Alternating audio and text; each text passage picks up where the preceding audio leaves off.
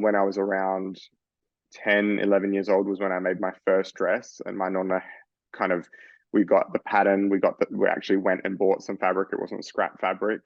And we sat and we made this dress. And that's when I really learned the idea of creating something in 3D and how amazing that can be then when you're making it for someone and see that kind of Cinderella transformation effect. Hello and welcome. I'm Elizabeth Formosa, the founder of Fashion Equipped and devourer of all things fashion, business and mindset. In this podcast, I'm speaking with thought leaders, change makers and entrepreneurs about the business side of fashion and everything in between. Fashion Business Mindset is your front row seat to real stories from designers, brands, entrepreneurs, makers and mentors. We'll discuss how to launch and grow a fashion business and give you insider access to the future of fashion. So let's do this together and ensure that you're equipped to make the fashion business your business. Paul, welcome to the Fashion Business Mindset podcast. Thank you so much for having me. Now, Paul, before we dive into all things Paolo Sebastian, we would love to hear about your journey in the industry, the early days of your life before launching your label. Sure. Well, I started Paolo Sebastian when I was 17. So early years, I guess I was sewing from age 3, and even before that, that's just as early as I can remember, really. But I used to draw and make dresses out of scrap newspaper and sticky tape and wrapping paper, and I would go into Dad's shed and make mannequins out of scrap pieces of wood and wrap these dresses around and then cut them off, and then realize that they couldn't fit on a normal person's torso because it was just a plank of wood. And I'd get frustrated with that and go back and rebuild. So I think very early on in my life, there was this experimentation with the 3D and translating a 2D idea into something three-dimensional. And growing up, I just loved watching Disney movies and was obsessed with fairy tales and stories. And I think that really kind of opened up this world of imagination for me. And it's kind of then evolved from there. Most people who'd be tuning in right now would be getting their head around the age of 3. You started at the age of... Let's dwell on that for a little bit. So it's obviously been in your DNA from age 1, like literally, age 3, but, from the very beginning. So how did you refine your skills over time? You were practicing, obviously, with the wood and the mannequins, but how did you fine-tune your skills over time? Well, I'll owe a lot to my parents and to my grandmother, who my nonna, she initially taught me how to sew. And even now, when you speak to her, she always talks about how fascinated she was with me as a child, because I was very particular and I would always put, and I still do it now, but like the left and the right shoe have to be straight and together and neat. So little quirks like that. And I could tell the difference between her cooking and mum's cooking. And so she thought it was quite interesting that I had that ability to be so particular about certain details, and I was speaking from a very young age. So I think they were able to really, I don't know, just converse with me, I guess, and I'd be able to express what I wanted to do. And so they would give me scrap fabric and allow me to kind of experiment and play. And when I was around 10, 11 years old was when I made my first dress, and my nonna kind of, we got the pattern, we actually went and bought some fabric. It wasn't scrap fabric. And we sat and we made this dress. And that's when I really learned the idea of creating something in 3D and how amazing that can be then when you're making it for someone and see that kind of Cinderella transformation effect. Because I was making this dress for one of my best friends, and it wasn't an easy dress. It was a bias cut satin dress, so it's a bit of a undertaking as a first project. But yeah, I think having that support network around me, and they made it very safe for me to just do what I wanted to do. And I never felt any pressure to do anything else really. What an amazing environment to grow up in, to be nurtured. Firstly, your talent recognized, but then nurtured very, very organically over time by the sounds of things. And that very first dress, as you said, not an easy task, but huge achievement. So as you grew up, Paul, what happened in terms of formalizing your skills? So through apprenticeship and scholarship. So before launching your first debut collection, what was the training like in the lead up in kind of the latter years before your first collection at the age of 17, I believe? So again, because I had such a passion for drawing and for art, my parents put me into art classes. So I was doing that every weekend. And then once I had made this dress, I was talking about starting my own label. That was around, as I said, age 11, and it was going to be called Paolo Sebastian. So it was all set very, very early on. And Paolo is just Paul in Italian, Sebastian's my middle name. And, like I used to play around with all different ideas, and I'd say, oh, I'm on the phone to my friend and I'm out shopping, and I say that I'm shopping at Paul Vasileff. No, that doesn't sound right. No, I'm shopping at Paolo Vasileff. No, that's not right. So it was just, 12-year-old kids playing around with ideas. So then the name was formed. And then I think my nonna could only get me so far with the sewing because she was getting older. So my mum knew a lady named Jenny Torelli who she had done sewing lessons with, and she kind of begged her to take me on, was as sort of a mentor, and thankfully she did. And I did pattern making and drafting lessons with her, and so I'd do that one night a week. So that was throughout all of high school. And I just did work experience wherever I could. I called up every fashion house here in Adelaide and asked if they would give me a week's worth of work experience, and thankfully they did. And I did even like retail experience, everything, because I just wanted to know the ins and the outs of the industry, because I had both my parents are science background, so we have absolutely no not had at that stage no knowledge of the industry. And my mum took me to a David Jones fashion show, and I think it was around 15 years of age, and I remember sitting there and just being blown away by the movement of the garments on the models and just their beauty and the music. And I thought, yeah, this is what I want to do. So when it came to selecting my subjects for year 12, there was a teacher that came to me and she said, Paul, there's a subject called extension studies, and it's basically a plan your own topic.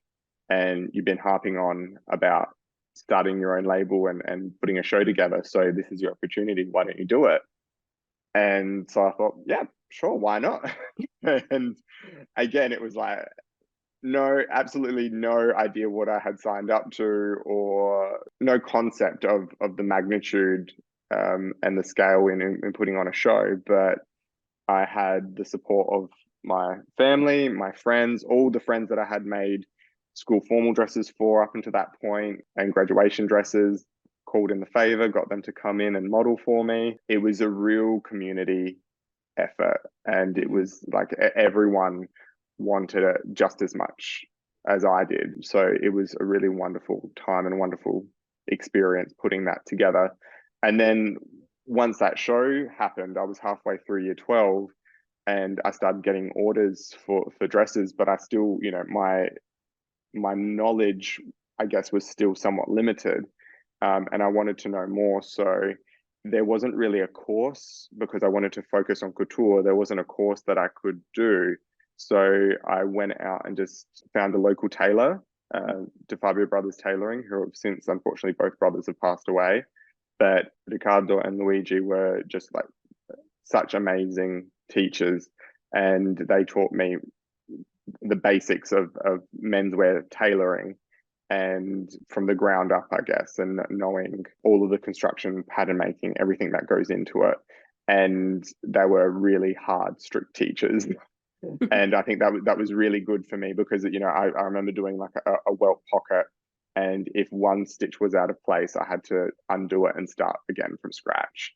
So all of those, I think that paired with my nonna, paired with Jenny, paired with my art teacher Stephanie, all those things kind of coming together really put me in a good place. And was so passionate about learning, wanting to learn more. There was a scholarship that came up to study at the European Institute of Design in Milan, and I put my application in kind of not really thinking that I would be successful because I was selecting one person out of all of Australia, but I kind of just did it to appease my parents and one of my teachers. And then it was like a month later, I got a phone call saying that my application had been successful and that I better pack my bags because I was moving to Italy. And I was, 19 at the time, never had lived out of home, never been overseas, didn't speak the language, didn't know how to cook or clean for myself and do all of that. But yeah, it was an experience.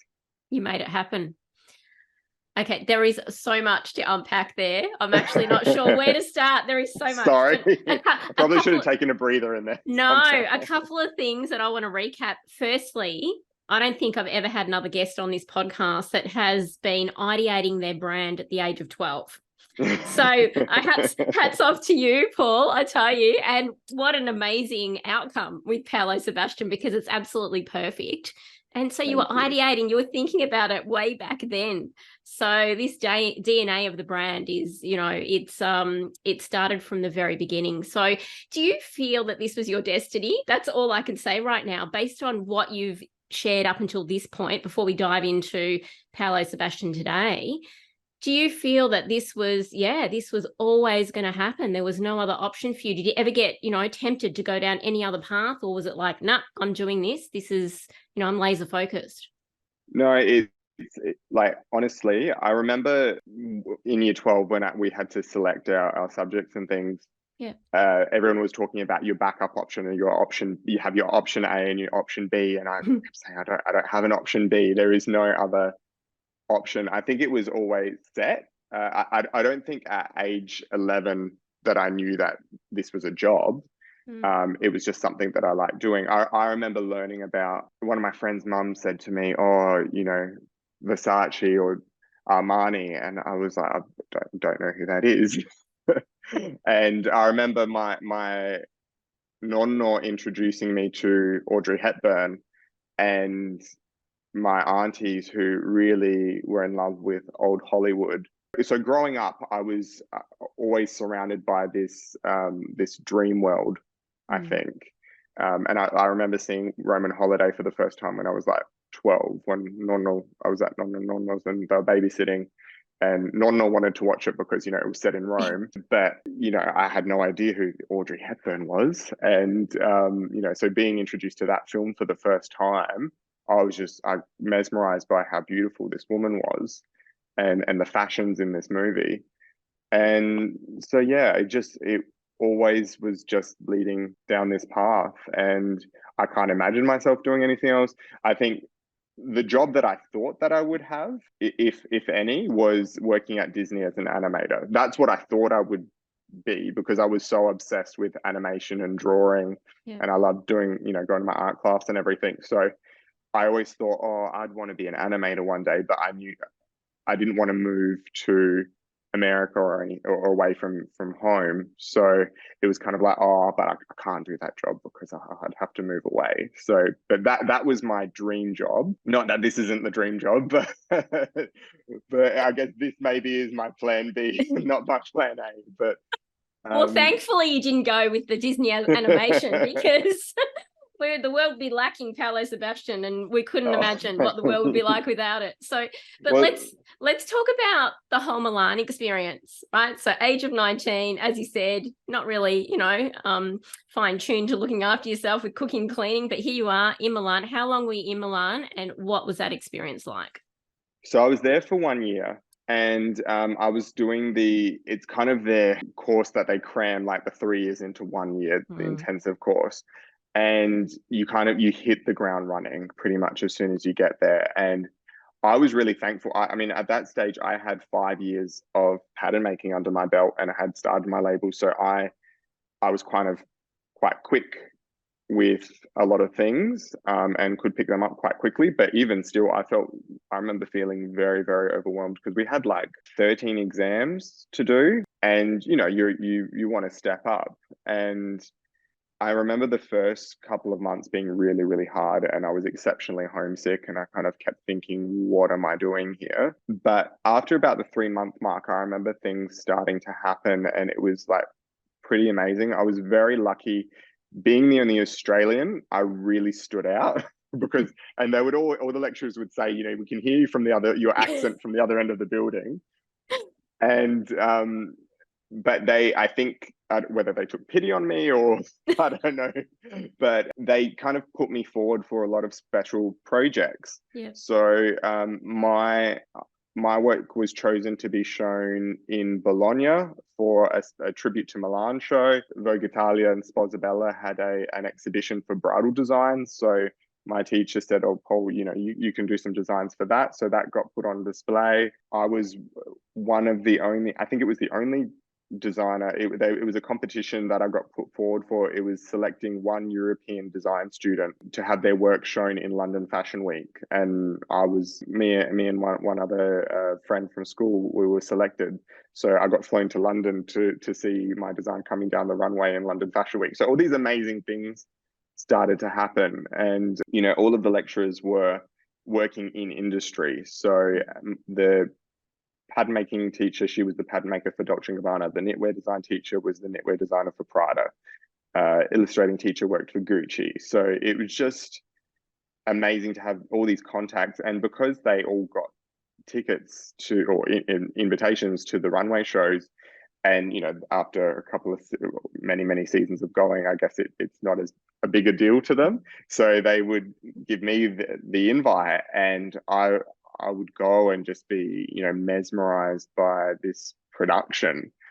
And it really solidified, I think, for me that this is what I'm meant to be doing with my life. Mm-hmm. What a rich experience, as you said, from perhaps the Aussie twang kind of being heard from the other side of the studio.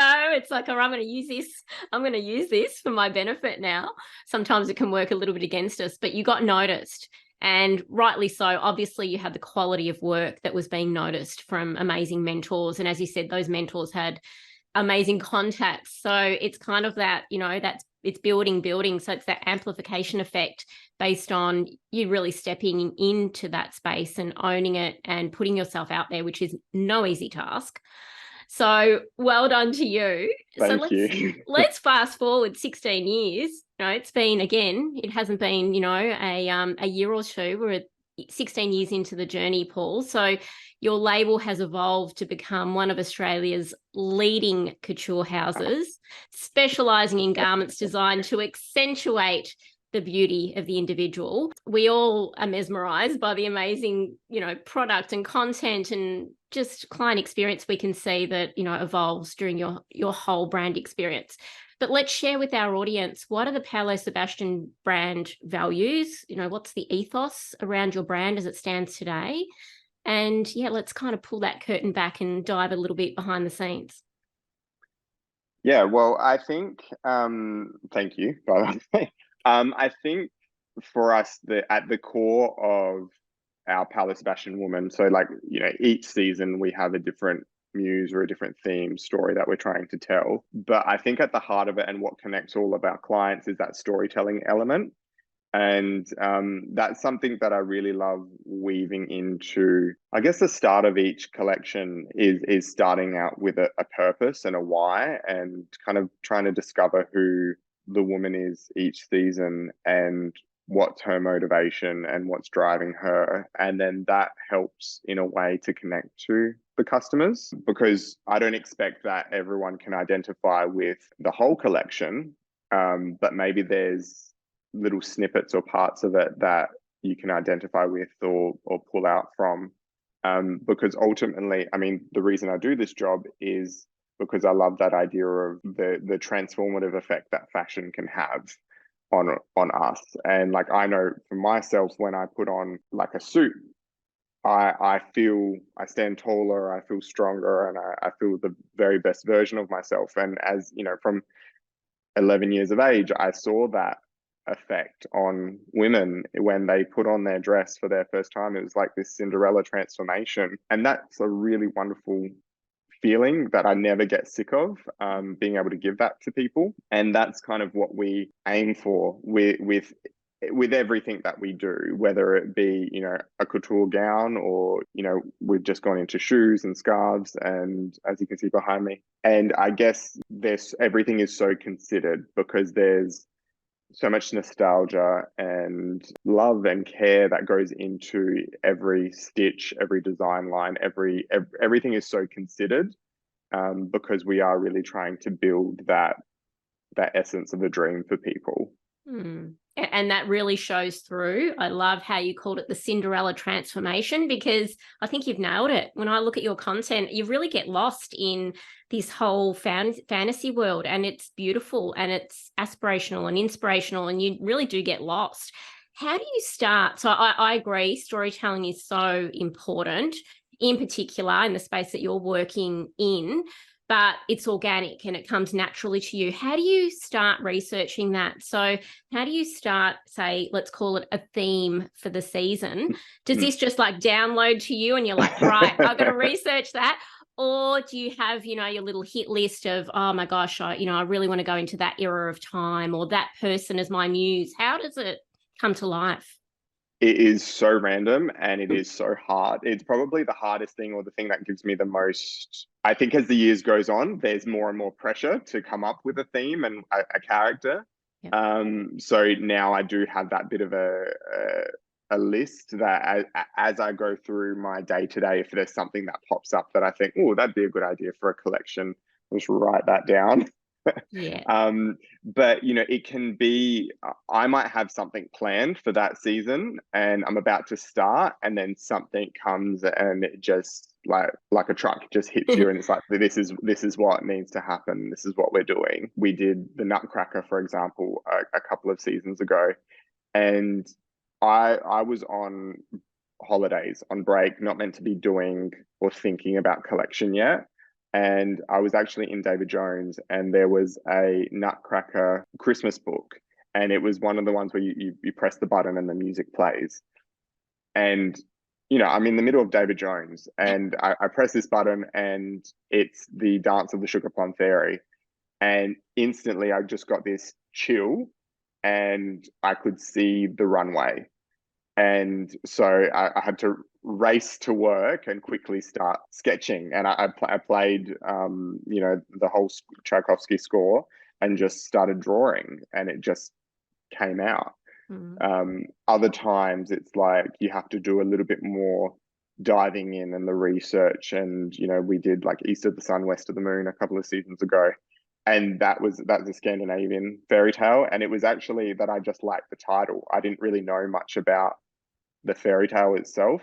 But as you know, you read and you then start to reference and kind of look at where the story's from, who the character is, what period of time is it, what are the underlying messages and the morals of the story. How can we take that out, make embroideries from it, make our color palette, choose fabric selections? All of that is kind of considered, I guess. Absolutely love it. There's a component of streaming from, you know, one point of motivation, like when you're in DJs, or the research element as well. So it sounds like you've got an amazing balance or combination of the two.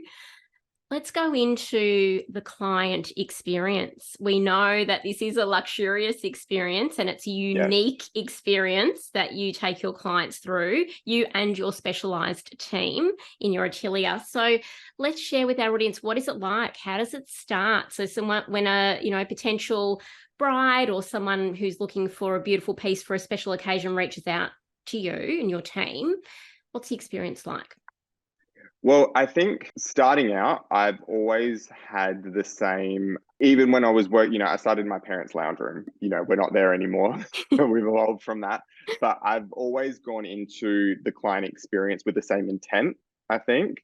And I guess wanting to deliver that magical experience, because it is, as particularly when you're talking about a bride and a wedding gown, it's such an important day. But as it is, if you are a mother of the bride, or if you're a school 21st dress or a school formal, whatever it is, you want to feel special, you want to feel cared for, and you're getting something made for you and created for you. So that's a really intimate and special process that you don't get to do that every day. So I've always gone into it with the intent of wanting to create magic for people. And it's looking at, I guess, a collaboration between both of us, because when you're working with the client, collection is different because I'm solely creating this idea, and with my team, of course, but it's just us putting out our theme and our ideas. But when you're working on a custom couture piece with a client, you're really putting both of you into that dress or that garment. And so it's taking their personality and weaving that into whatever it is you're creating. And I really love diving into that and unpacking all those things, because hopefully this piece that we're creating for them becomes a future heirloom. That's the way I like looking at it. It's something that they're going to keep for hopefully decades to come, that they might pass down to their children. So it should be sentimental. It should be something that they have a connection to.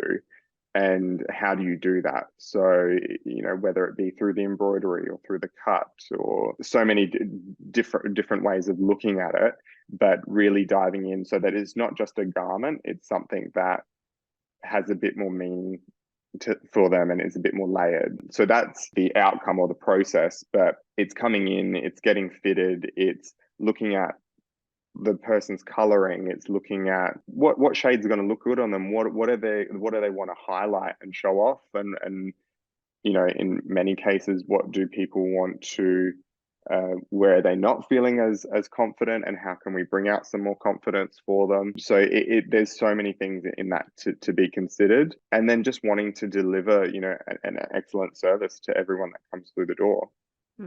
I love that connection that you have with your clients. And as you said, it's a magical experience it should be a magical experience.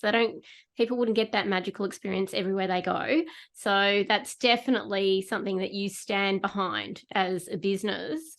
Who is the Paolo Sebastian client? Like, who are they? How do they find you? Where do they come from? How do you share Paolo Sebastian with the world? It's really interesting. It's a real mix. I think, we've got our Adelaide-based clientele, we've got our Sydney, Melbourne, Perth, Australia. There's the Australian clientele, and then there's the international clientele as well. As I said, started in a lounge room. Didn't really I always hoped that the brand would grow and get to where it is, but I didn't know how that was going to happen. It has happened quite organically. Generally, it's growth through word of mouth and social media and things, but it's someone who, again, has that desire for a sense of a dream, and they're attracted to us maybe for different reasons. And it's always interesting to me what has drawn them to the brand. But I find that there is always some sort of common thread linking our clients together. It was very interesting that the season that we did our Disney collaboration, that brought out a lot of Disney fans. And I think whether people realized it or not, prior to that collection, they were seeking us out because it gave them that nostalgia. And then once we did that collection, they were like, I want the Beauty and the Beast dress from that collection, or I want the Little Mermaid dress from that collection, because they felt that connection to it. And I think, as people, I know for myself, whenever I'm shopping, I am always looking for a sense of connection to the products that I'm buying, because it's telling my story, and it's me expressing myself through the things that I wear. And I think we all do that. And so when you're searching for a couture garment, you're looking out for someone who is able to translate what you're thinking, what you're feeling into a garment. And, I think a lot of people think that we only do like the soft, really pretty princess fairy tale dresses, but we do, tailoring and quite structured pieces as well. It's just depending on what the client is looking for, I guess. But I think there's always that search for nostalgia or something sentimental. They're our clients, the people that want something that holds meaning for them, something when they wear it they want to feel special, and that's kind of what connects our clients, and they have that appreciation for the craft.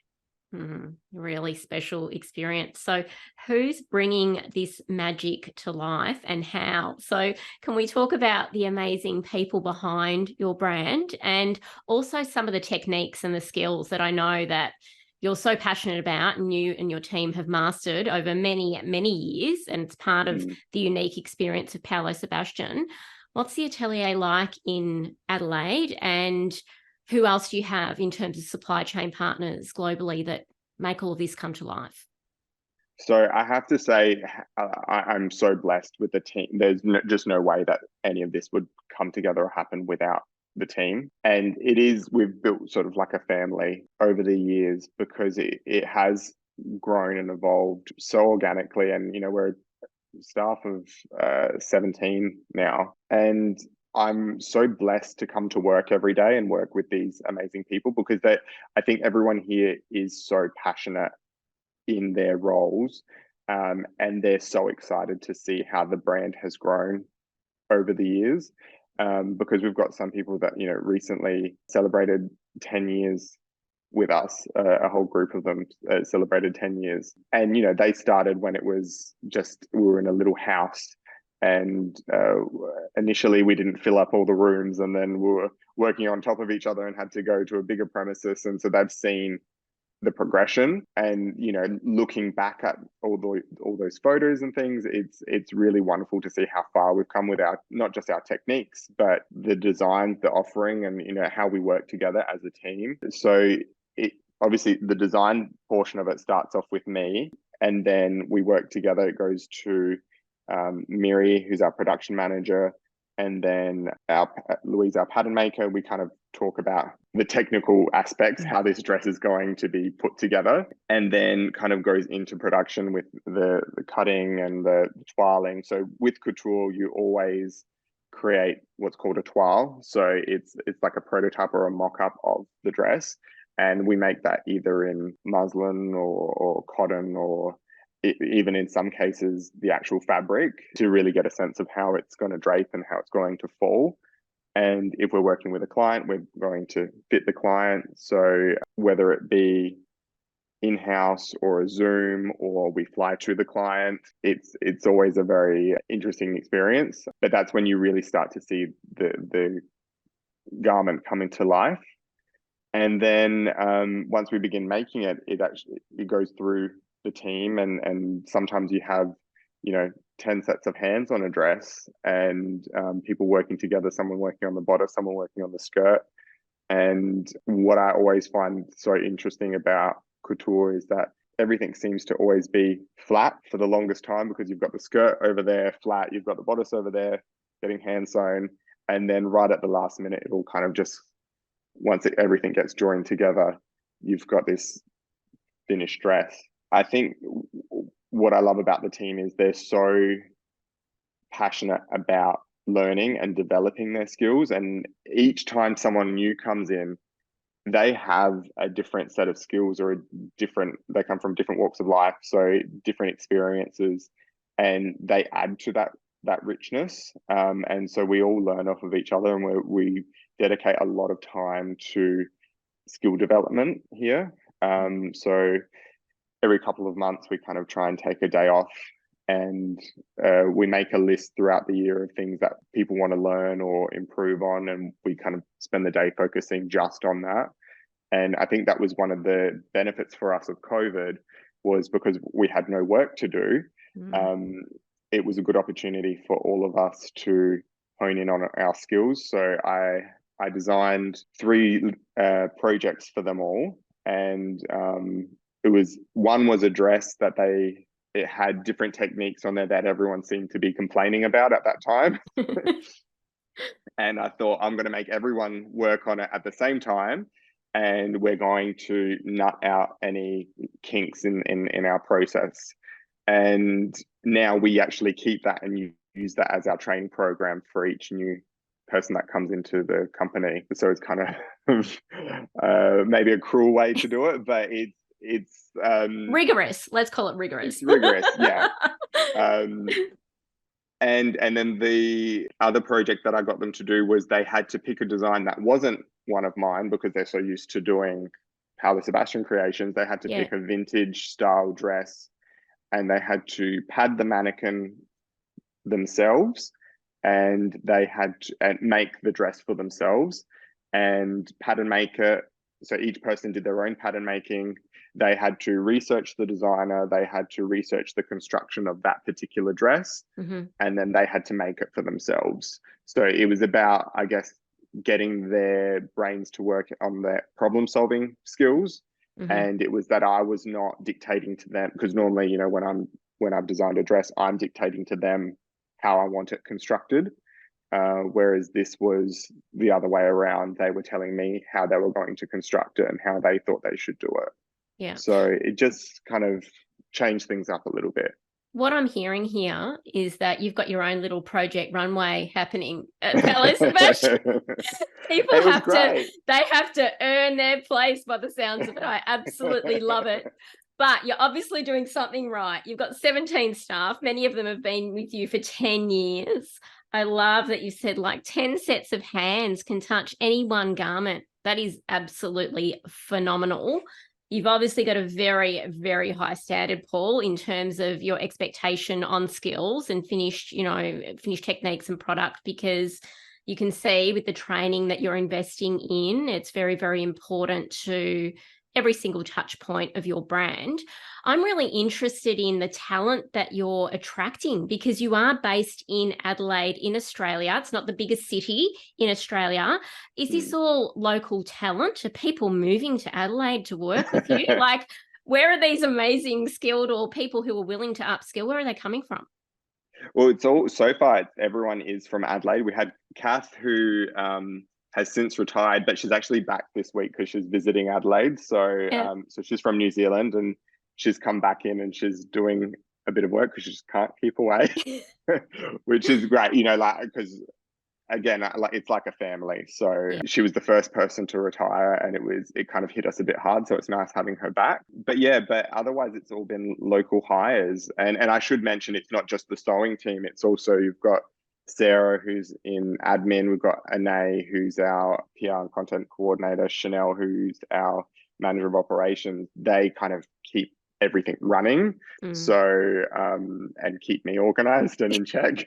So it does take an army. And, you know, Chanel's been with me, I think, 13 years now. Sarah as well. Sarah's actually was in my first show because we grew up together. So, you know, I think I've attracted these people that really see it as their own business as well. And it is hard, because I think we've gotten to a point now where there's not a lot of not a lot of resources left. So that's why we invest in that training. And we do recognize that the next generation, it's so important to invest the time into them, because they're the ones that if we don't pass the skills on to them, they're going to be lost. And that's something that we're really passionate about, is passing on those skills. So we've tried to document as much as we can. And like Pina, who has been a tailoress for 38 years. She's 72 now and still working with us.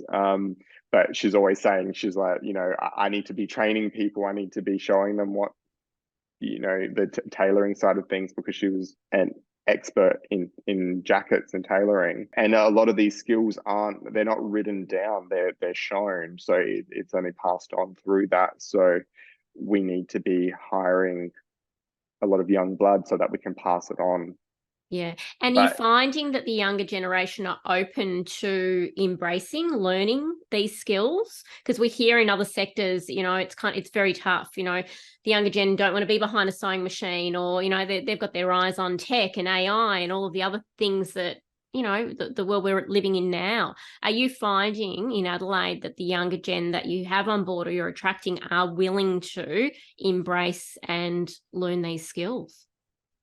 I think it is really hard. It's something that does scare me and does concern me, because I think a lot of people coming into who want to study fashion or coming into fashion, they maybe don't understand the level of work that goes into it, or they see the glamour side of it. I think that's a lot of people in general think that fashion is a really glamorous industry. Yeah.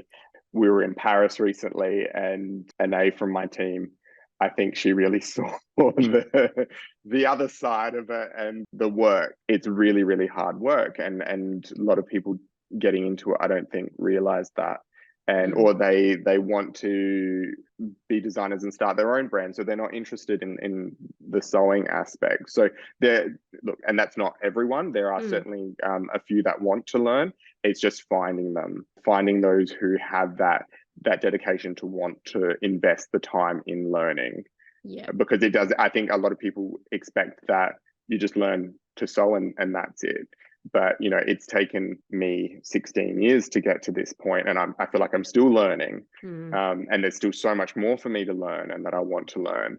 So I think it's finding someone who's willing to always want to develop their skills, and that's not for everyone. No, it sure isn't. And what are some of the elements of learning that they would have to embrace? Of course, fundamentally, there's garment construction, but what about the beading and the, unique stitch work and all of that? So it's all the handwork. It's not just, machine work.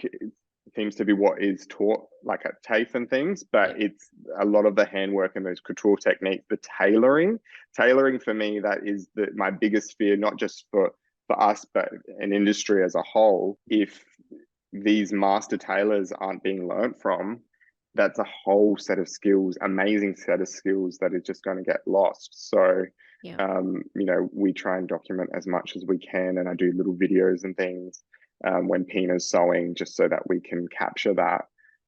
Because the stitching is so precise, and you have to be so, with menswear in particular, you have to be so precise and so particular and like a perfectionist in what you're doing, because you don't have the beadwork and you don't have the embellishments to hide behind. It's just, if the suit isn't sitting with clean lines, it shows. So in some cases, it can be harder to do a plainer garment than it is to do a completely embellished one.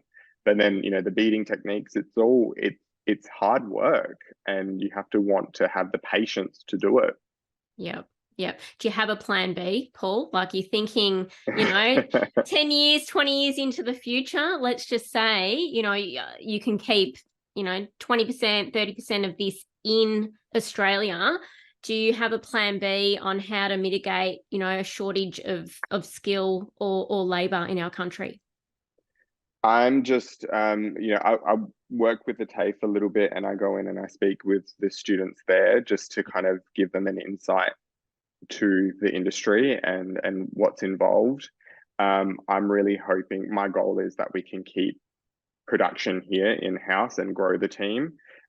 Certainly, if we eventually move into ready-to-wear as well, that might be something that we have to look at alternative means. But certainly for the couture production, the goal is to keep it in-house and something that we can keep growing. Yeah, absolutely love it. Well, you've got the knowledge, you've got the skills, you've got the passion to be able to pass that on.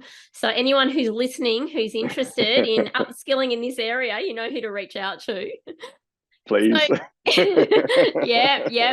we'll put the contact details for Paul in the show notes. So let's talk about your sales channels. So we've touched on the couture experience, so the custom made experience, and then your collections, and then you have your products online, you've got the footwear, you've got the scarves.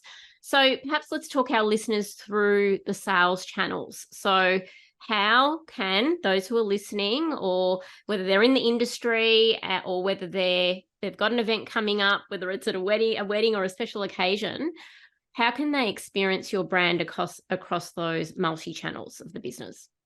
Sure. So surprisingly still, a lot of our sales come through Instagram, or that's how a lot of people discover the brand.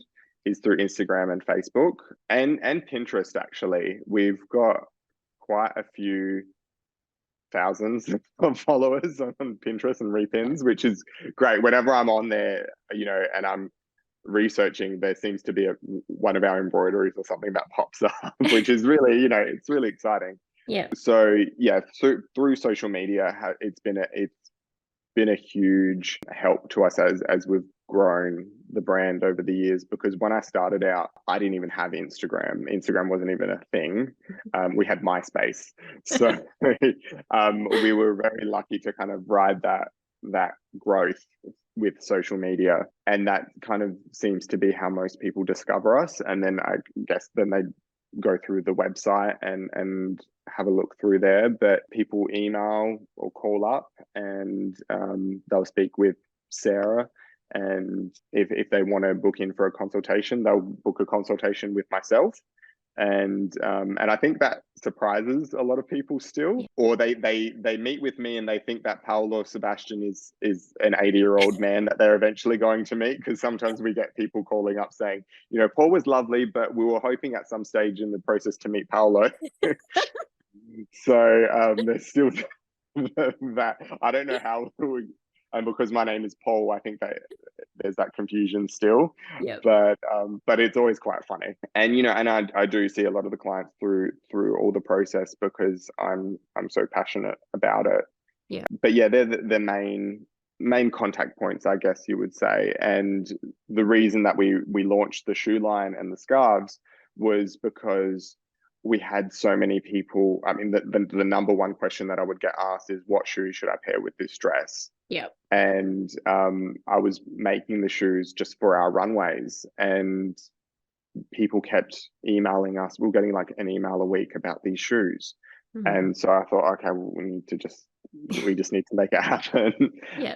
But it's been great, because then, people that come in with a client, whether it be, a friend or a mum or a mother-in-law, they see the shoes and they like, oh, I like the black ones, and they'll, they're wearing them to work. Or the scarves, maybe you don't have the occasion to wear a gown, but you can have the scarf that is inspired by that gown or that collection.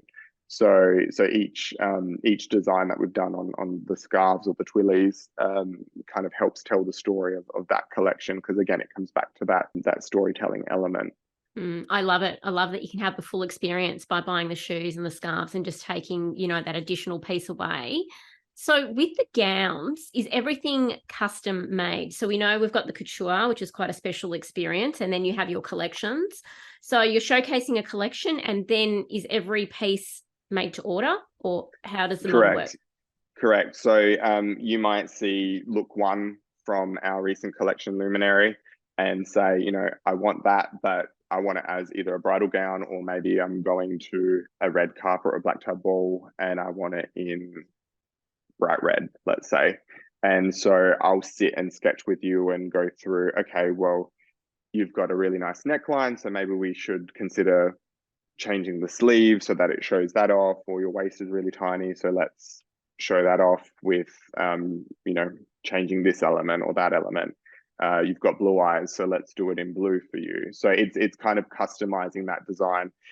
You do have the occasion where a client will want exactly what is in either the runway or the collection. And we go through that process of toiling it for them, fitting it to them, taking all their measurements and everything, and then we begin making the dress, and they come in for several fittings, and then take it with them or have it shipped to them, depending where they are in the world. And, as I said before, working with embroideries, we have clients that maybe want to have something sentimental woven in there for their it doesn't even have to be for a wedding gown. It can just be anything. I had a client who was obsessed with astrology, and so we did coordinates of where her and her fiance met, had their first kiss, first date, and that was all kind of woven into the dress. And she had like a celestial kind of embroidery, and it wasn't that it needed that those coordinates stood out from a mile away. It was just that she knew that they were there and they were important to her, and it made it just that little bit extra special. Oh, I love that. It's the emotional connection to the piece that you're wearing and the whole experience of that coming to life. And I believe also, Paul, you do international private appointments. Yes. So, 60% of our clientele was just out of Qatar prior to COVID. Yep. So, that's a huge portion of our market. And so from a very, I think being in Adelaide, from a very early on stage, we knew that we had to make our process work for not only local clients, but national and international clients. A lot of our Australian clients that aren't based in Adelaide, they might start our process with us digitally or virtually. And some of our international clients we don't meet ever in person. So it's done just through Zoom. And I think that was having all that in place was one of the reasons why we were very not fortunate, but COVID was a bit more of a smoother process for us because we were already set up and ready to go. We had processes in place. It was like a well-oiled machine. It was actually more work onboarding our Australian clientele because they weren't used to the virtual format. But a lot of our international clients, I was Zooming with them already, or we were doing Skype in early days. But it initially came about because when I did one of my first shows, one of the pieces from that went viral on Pinterest. Yep. And I started getting contacts from LA and New York, and I actually thought that was spam initially. And it was one girl was particularly persistent, and I said, "Look, I'm really sorry, but I just can't. I can't help you because I'm in Adelaide. Yep. You're in LA. It's just we do couture. We need to do fittings. It just isn't going to work." And she said, "Oh, please, we can do measurements via Skype and just see what happens." And I was like, "Oh, if you really want to, we can." And having just come back from Italy, I was Skyping my family every day. So it was just, the natural choice. Yep. And we took her measurements. I drew it for her. I showed her the original dress on a mannequin. She said, "Yep, happy with all of that." We made up a toile. I shipped it to her for her to try on. It fit really well. So we made up the dress, shipped it to her, and she loved it. And I thought, okay, maybe there's something here in this process. So we, refined it a little bit more. And, we try and make the virtual fittings and the virtual client experience as comfortable as the in-house. And ultimately, it's just about treating people the way that you would want to be treated. That's what it comes down to. I am constantly trying to put myself in my client's position, going, if I was going through this and, coming here, what would I expect? How would I want to feel? What would I want to see? How do I want to be treated? So that's just kind of the natural progression, and it's working really well so far. Yeah, it would have absolutely served you well during that time. And of course, scalability into the future, because it means, it doesn't matter who the client is that is interested in your brand and your beautiful, magical garments, they can access you from anywhere in the world. So as you said, you've refined that process over time and you've been able to make it happen. Whereas we saw during COVID, a lot of businesses scrambling to try and refine that process from that point in time, and they're still kind of playing catch up now. So it's great to hear that you're not exclusive just to our shores here in Australia, Paul. You can go global. You do go global already, and you can continue, reaching other parts of the globe. Now, we know that your content really takes us on a journey. So whether we're a client or not, if we're consuming your content, it is certainly aspirational. Who's the driving force behind that creative direction? And how do you find the feedback in terms of the engagement with your clients or potential clients? I am very, very lucky. The team, again, that I have, I think we all work so well together and really work to bounce ideas off of each other with planning out our content. Quite often we are guided by the theme of that collection or the story that we're working with, and using either the videos or the photography to tell that story rather than the opposite. We're really trying to, again, looking at that character and how best can we showcase who she is and the techniques that we've done that season.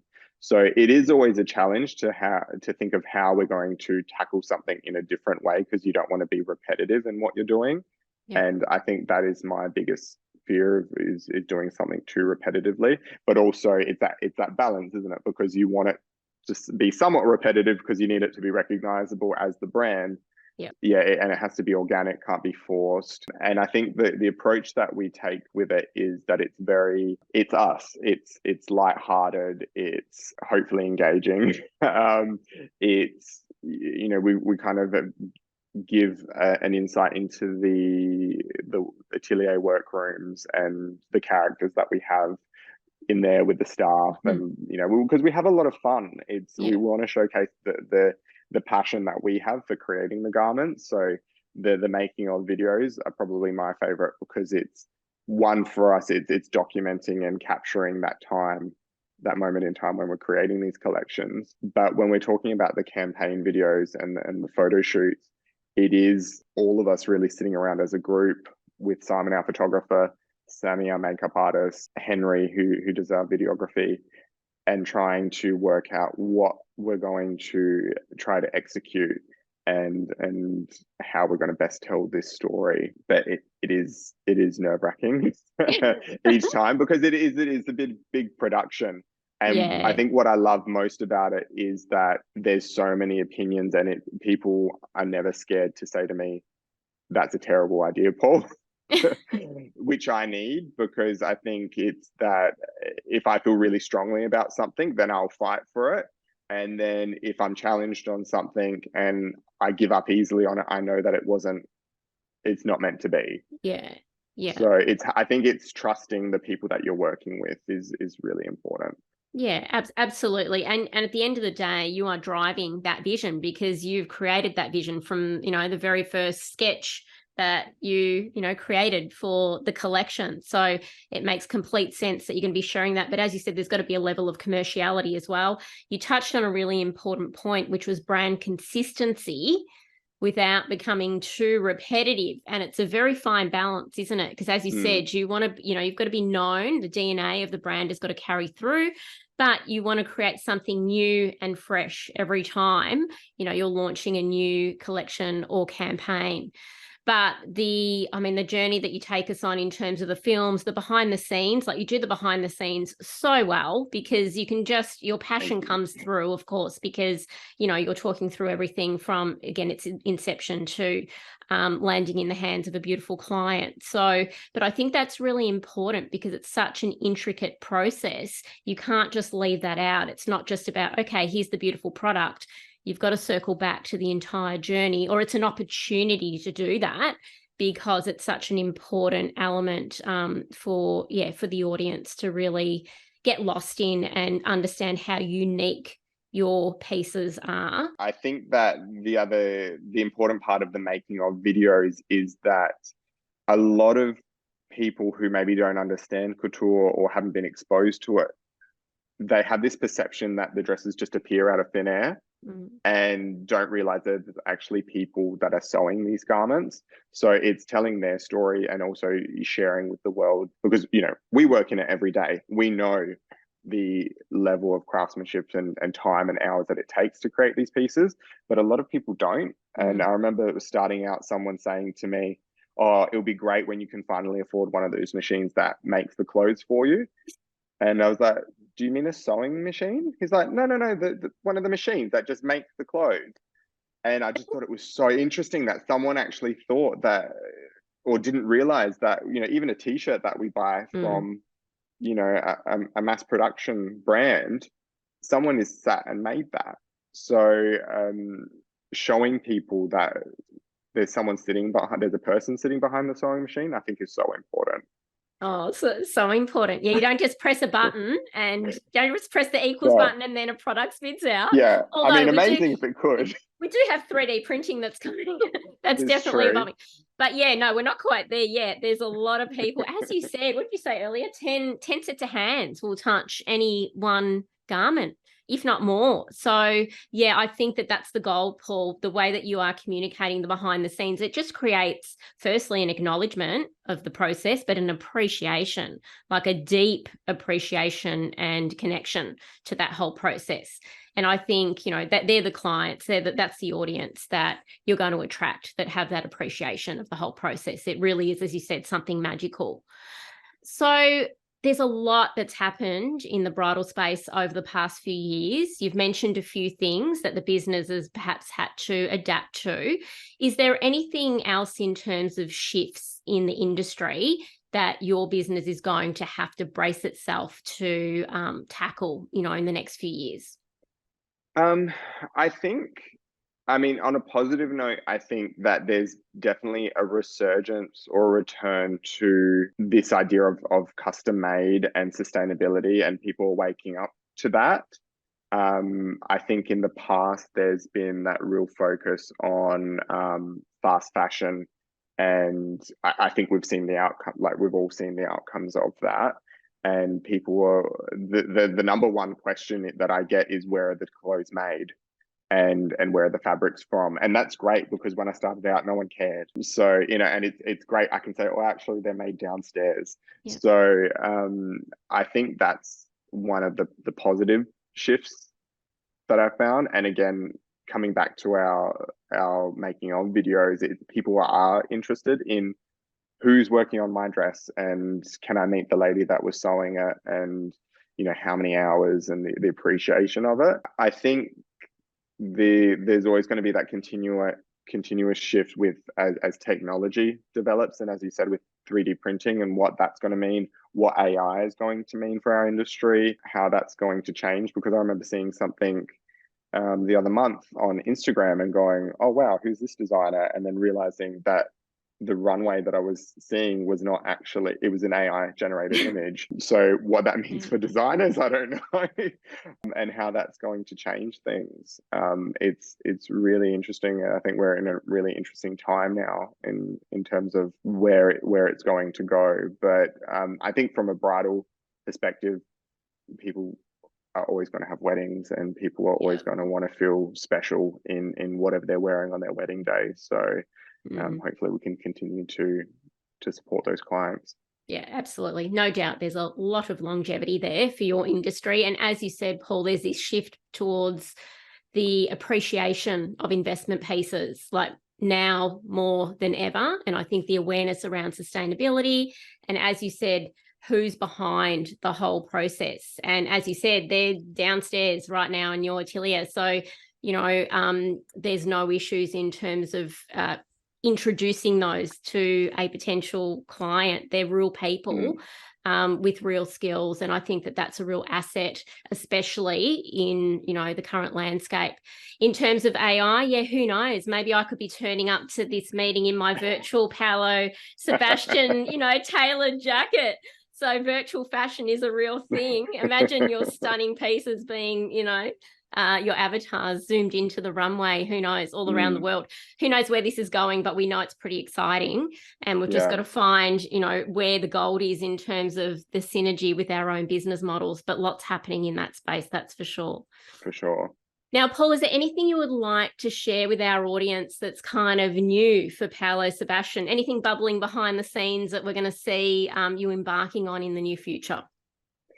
I mean, we're always trying to push forward and grow the brand. And I think, the shoes and the scarves have been our first kind of dipping our toe into the ready-to-wear market. And that's certainly something that has been a great experience for us, because we've been able to connect with a whole another set of clientele. So we're definitely always working to develop that offering and creating other touch points for our clients as well. So hopefully we've got some exciting things coming up in that space, and just seeing the brand grow and in terms of reach internationally. I mean, we're going end of October to Qatar to do a trunk show there, and that'll be our first time actually visiting Qatar, which is super exciting. Yeah. To finally actually meet face to face with a lot of our clientele there. Yeah, love it, love it. The amplification of your brand across channels, a huge opportunity. Now, Paul, let's talk about you for a minute. You've been going since the age of 3, so I think you've got to be a little bit tight. I always like to talk about well-being and mindset because, as we know, it's a huge part of being a business owner. I mean, we've just heard, over the last hour or so, how dynamic your role is. We know you've got a team behind the scenes, but you're at the helm, you're driving this business, and you have been for a long time. I'd love for you to share with our audience what practices or routines or support systems that you have in place to allow you to really tune in to your mindset and your well-being and allows you to perform at such an optimal level. Look, it's never perfect. And that's something that I stress to everyone, because I think it's very easy when you're running your own business to be overwhelmed and to think, like you're either burning the candle at both ends or you're putting everything into work and then nothing into home life. So that balance is something that in the last couple of years, I want to say that I've only just been able to get somewhat right. And look, there's always times like when we were preparing for this collection for Paris, definitely work took a front seat and home life took a back seat. And I got married start of the year, and my wife is so unbelievable and so supportive. And so I'm very, very lucky that she's very understanding of that. But then there are other times where I know I need to put family first.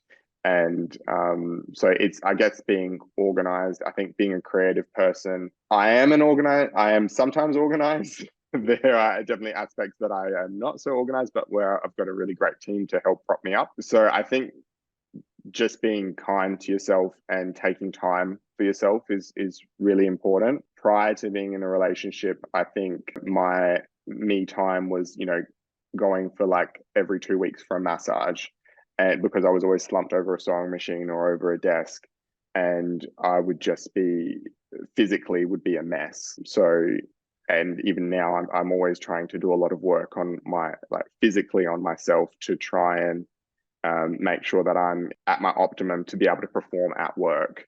And I'm not 16 anymore, and because starting out I used to work until 3 a.m.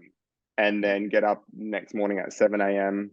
to catch the bus, and then do it all over again the next day. And I had that energy and I could do it. Now it's definitely I have to take time for myself and work on myself. So I'll either try and do meditation, or I'll listen to music, and taking that time for myself to get in the headspace for designing as well is really hard, because sometimes I'll have to jump in from being I'm HR 1 minute, and then I've got to change hats and be a manager the next minute, and then I'm designer, and then I'm talking to an accountant, talking to a lawyer, talking to whoever if we're doing contracts, if whatever it is we're doing, and then I have to be Paul at some point as well in the day. So it's different parts of your brain that you're using and different characters that you have to play, and it's all still me at the end of the day. But just being able to switch on and switch into those different modes. And when someone comes and says, oh, what layering is Susie having on her dress, and I have to go, okay, Susie, and she's having this and she's having that, and I have to sometimes read the paperwork, whereas before I could just remember it straight away. So that is what I'm currently working on. Yeah, so many dynamics at play, mentally, physically, the people that we're there to support as well. But you mentioned some really key things. I think the physicality, like you said, you can't underestimate physically what your body is going through. As you said, sometimes you're slumped over. And if so, you've really got to work on your body to ensure that you've got that, that strength and that endurance. Obviously, the support of your beautiful wife and your team. And I love the way that you articulated kind of this oscillation of responsibility. So sometimes you've got to lead with your family commitments. Other times it's, Paris runway. It depends on what's going on in life and business. So, there's no like one linear kind of solution, is there? And I love the meditation side of it, working with on mindset, because as you said, you've got to be pretty sharp to be able to, calibrate to which client am I actually tuning into today or in this moment. So the meditation, the music, I think there's some really powerful tools there that you've just shared with our audience. And as you said, it's such a journey. You've been in business for many, many years, and it's only the last couple of years that you've been able to give yourself that luxury to kind of engage in, those kind of practices. And that's, I think a lot of people in our industry would resonate with that. It was pretty much burnout was a rite of passage in the old days, but I think we're getting it, we're kind of working towards getting a little bit more balance. Balance is the holy grail, no doubt, for anyone who's in business, but very, very important to put ourselves at the center of that and ensure that we are prioritizing self-care. Now, Paul, we're getting to the pointy end now. A couple more questions. One for our audience, I'm sure they would love to hear from you in terms of your words of wisdom. So for anyone who's looking at taking their brand or business to the next level, what would you share with them? I would say, and again, going back to, working on yourself, it's about surrounding yourself with the right people. And not just your team, but your inner circle, your friends, your family. I'm very fortunate that everyone on my journey, as I said earlier, has wanted it just as much as I have. And they've always been there supporting me unconditionally and give me honest feedback. And I'm always willing to take that. And I can discern criticism from constructive criticism. So that's really important. Listen to your core people around you, because they've got your best interests at heart. Like Chanel, who, as I said, we've worked with, 13 years together. She will always give me her honest opinion. And I know that I'm going to get an honest opinion from her. And we've been best friends for so many years that I know that she comes from a good place. And it's nice having her on that journey. And Sarah and everyone else that's been on this journey as well. I'm very lucky having those core people around me. So I would say having that support network is first and foremost the most important thing, but also staying true to who you are and why you started out on this journey, and having a good grounding of your why, and always keeping that forefront and doing it for the right reasons, because and knowing what success looks like to you, I think is really key, because I think for a lot of people, maybe success means dollar figures, or it means popularity and fame and acknowledgement. For me personally, a lot of my job satisfaction, it comes from the clients. So I knew that whether we were successful or not in terms of financial success and brand reach, that wasn't my goal. My goal was more being able to create a beautiful product. So I got fulfillment in what I was doing, and can get fulfillment whether I'm still in my parents' lounge room or if I'm in this building. So that's like my safety net, because I have that real grounding space. So I would say to anyone that is wanting to grow their brand or start a brand, or it doesn't even have to be in a creative industry, and following your dreams in general, have that moment with yourself where you're really kind of very honest and really discovering why you want to take on this journey and this goal, and where you're going to get fulfillment out of that is you need to kind of find that within yourself without being too philosophical there. I love it. Absolute gold. It all comes back to the why. And I love how you said, for some people, success might be the financials, or it might actually be the beautiful product, or it could be something else. So you've got to find your why, and what, as you said, what success means to the individual, because it does. And I experience that every day of the week with the diversity of clients that I work with.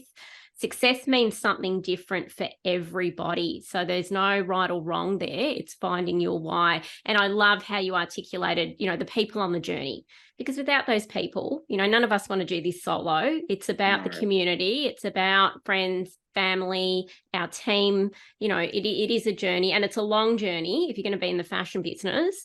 There's no, typical overnight success. So it is a long game. So it's important that you've got the right people around you. I could not agree more with that.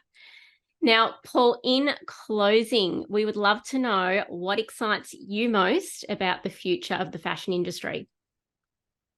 Just the possibilities. I think the next generation coming in, the technology that is being developed and how that's going to influence the market and shopping. I mean, it's crazy to think that shopping online is such a new concept. It's just what we're used to now. But I remember that coming into the picture and how that changed everything. And even, in our generation, we've seen Wi-Fi coming into play, and internet, and what that has meant for the fashion industry. So now, on the start of AI and 3D and digital printing, and all these things that are kind of just in its infancy, really, and how that's going to change the game for everyone is really exciting to watch.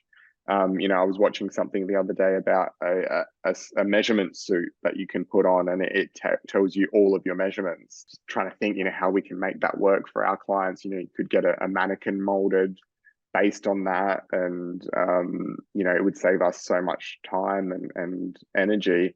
So always looking at things that are developing and changing to better the work that we're doing. It's an exciting space. I think we've certainly moved forward in leaps and bounds from an innovation and technology point of view the last few years, and it's only going to speed up.